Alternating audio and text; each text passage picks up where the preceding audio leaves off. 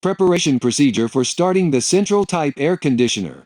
Watch out! Do not start the unit without having previously checked the items described below. This service must be carried out by a qualified and trained person. 1. Make sure the unit is isolated from any electrical sources. Open, lock and signal the PowerPoint main circuit breaker. 2. Check that all evaporator modules have been assembled correctly and that the joints between the sections have been sealed with foam, provided inside the heat exchanger module. 3. Check that the screws and nuts of rotating elements such as the fans, motors and pulleys are properly tightened. 4. Manually rotate the fans to verify that they rotate freely. Make sure that no foreign bodies such as tools, water, cement have entered the fan volute. 5. Check belt tension and alignment.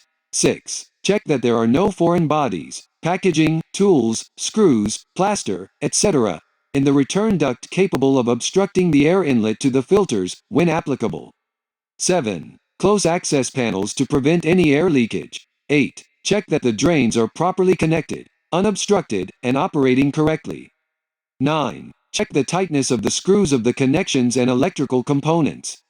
Once the preparation for startup of the central type conditioner has been carried out, the unit is ready to go into operation. The start must always be given by qualified and trained persons. Functional checks. Check the direction of rotation of the fans, indicated by an arrow on the volutes of the fan itself. Check that the electric current of the evaporator motor is not greater than the value nominal. Check the evaporator flow or fan speed values are within the specified in the installation design.